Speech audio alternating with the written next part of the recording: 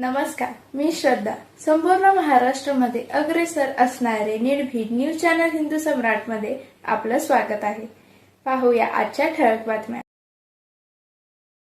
राज्य शासनाने महाराष्ट्र इमारत व इतर बांधकाम कामगार कल्याणकारी मंडळाच्या शैक्षणिक योजनांमध्ये मोठे बदल करत यापूर्वी सुरू असलेल्या 14 शैक्षणिक सहाय्य योजनांपैकी तब्बल 10 योजना बंद करण्याचा निर्णय घेतला आहे. 4 योजना कायम ठेवत त्यामध्ये 3 नव्या योजनांचा समावेश करण्यात आला आहे. या निर्णयामुळे बांधकाम कामगारांच्या मुलांच्या शैक्षणिक लाभांवर परिणाम होणार असल्याची भीती व्यक्त केली जात आहे.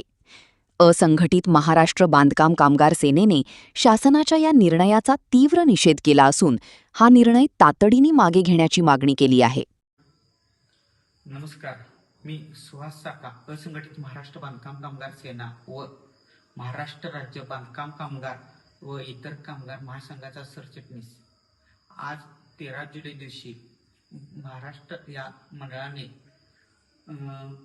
सामाजिक व शैक्षणिक, आरोग्य, आर्थिक या 4 योजनांमध्ये भरपूर असे चेंजेस करून टाकलेले आहेत.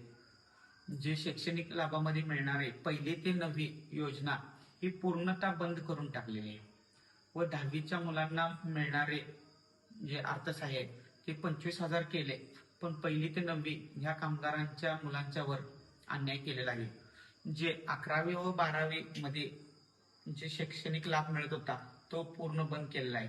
10वी व 12वीला जे 50% मार्काचे 10,000 रुपये भेटत होते ते पण पूर्णतः बंद केलेले आहेत. डिप्लोमा डिग्रीसाठी जे पैसे भेटत होते 20,000 रुपये ते पूर्णतः बंद झालेले आहेत. पदवीच्या शैक्षणिक साठी 20,000 रुपये भेटत होते ते पण आज पूर्ण बंद करून टाकून कामगारांच्या मुलावर अन्याय केलेला आहे. यासाठी आपण महासंघाच्या व संघटनेच्या मार्फत राज्य शासनाच्या व मंडळाच्या विरुद्ध उग्र आंदोलन करणार आहे.